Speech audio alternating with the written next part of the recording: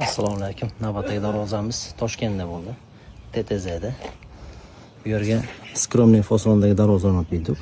Eni 3 metr, balandligi 2,5 metr bo'lgan. Zamonlar shu zober zamok, ikkita yonidagi shveller, 1.8 list, polni materiallari hammasi qalin holatda bo'ldi. 8 litr ramka.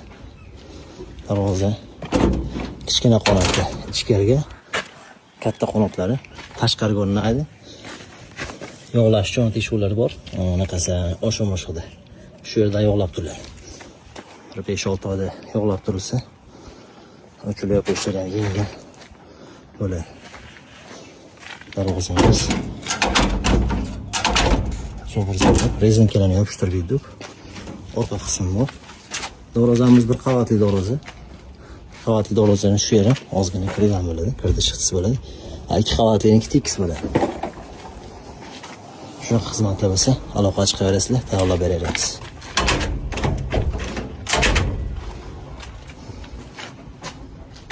Orqa qismi.